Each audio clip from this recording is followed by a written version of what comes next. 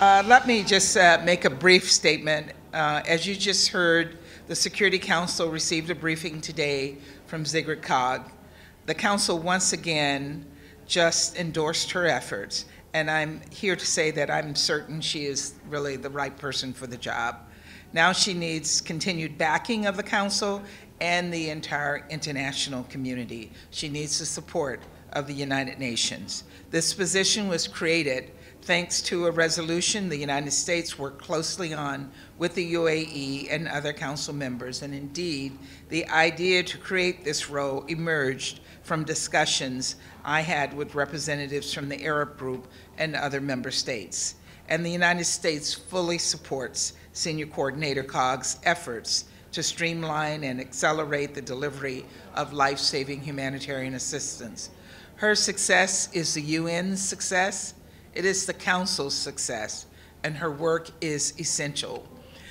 As was just mentioned, more humanitarian assistance, including food, medicine, fuel, and other supplies, need to get in the hands of civilians in Gaza. Expanding commercial access is also critical to meeting basic needs and addressing food insecurity.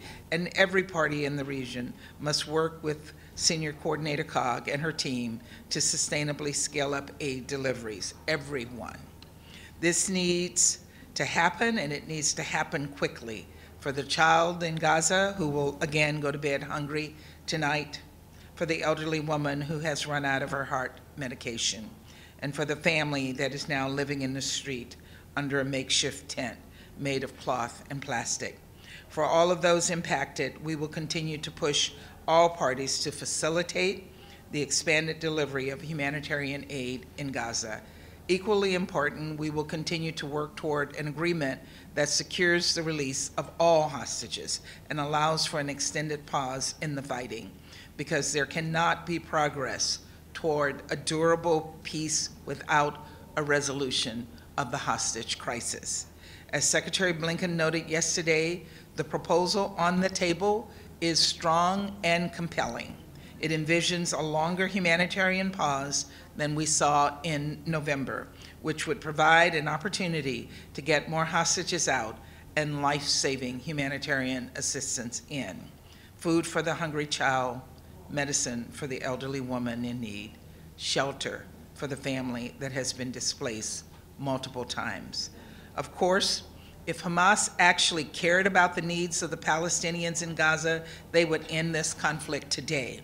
This is a conflict Hamas set in motion on October 7th, when they carried out the deadliest attack against Jews since the Holocaust. And so the entire international community should call on Hamas to lay down its arms, to stop using civilians as human shields, and to release every single hostage. And I would ask all of my colleagues here in New York, from every region in the world, to speak with one voice. Send that clear message to Hamas. Thank you very much, and I'll take a couple of questions. We're running very late, so I have time for two. I can start with Michelle. Hi, Ambassador. Hi, Michelle. Thank you for coming to talk to us. I wanted to ask you about UNRWA and the pause to US funding. What will it take? What do you want to see from the UN for the US to resume this funding? What are you hoping to hear from the Secretary General at his briefing this afternoon? And how important is, or how concerned are you that if UNRWA does have to stop operations in March or at the end of February, how would that affect the current aid operation in Gaza?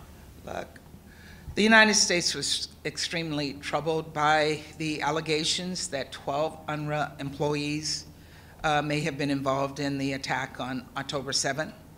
And as you know, the department has temporarily, as you noted, temporarily paused additional funding to UNRWA while we review these allegations and the steps that the United Nations is taking to address them. We welcome the decision by the UN to conduct an investigation and a comprehensive and independent assessment and review of UNRWA, as well as the Secretary General's pledge that he made very quickly to take decisive action to respond should the allegations prove accurate. There has to be accountability for anyone who participated in this attack on October 7th, but we also know that UNRWA plays a critical critical role in providing life-saving assistance to Palestinians, including essential food and medicine, shelter, and other vital humanitarian support. So the United States has reached out to the government of Israel to seek more information about these allegations.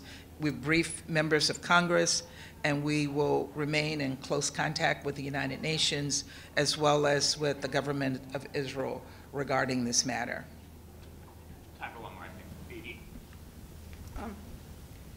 Madam Ambassador, UNRWA and the UN say that their money will run out at the end of February. That's only a few weeks from now.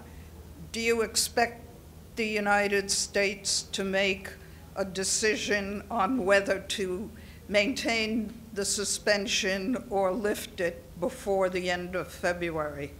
Thank you, Edie. And as you know, UNRWA brought this information to us. And they are conducting an investigation, and they're taking it very seriously. So I'm not going to get ahead of the investigation that they are conducting, but I know that we need to see fundamental changes before we can resume providing funding directly to UNRWA. And as you know, we shouldn't let that cloud the great work that UNRWA does. UNRWA has provided essential humanitarian assistance to the Palestinian people, and UNRWA is the only organization on the ground that has the capacity to continue to provide that assistance. And their personnel have done extraordinary work. They've literally saved thousands of lives, and it's unfortunate that this information has raised some doubts about UNRWA. And we shouldn't, let me be clear, we shouldn't let this information, these facts, undermine the efforts that UNRWA is making to provide life-saving assistance. We will be meeting with the Secretary General later today as donors to discuss with him the path moving forward. But we want to ensure that humanitarian assistance continues to flow to the Palestinian people. When you talked about fundamental changes, what fundamental changes do you want to see? You know, we need to look at the organization, how it operates in Gaza, how they manage their staff, and to ensure that people who commit criminal acts, such as these 12 individuals, are held accountable immediately so that UNRWA can continue the essential work that it is doing. Thank you. We're running, sorry. Sorry, we're very late.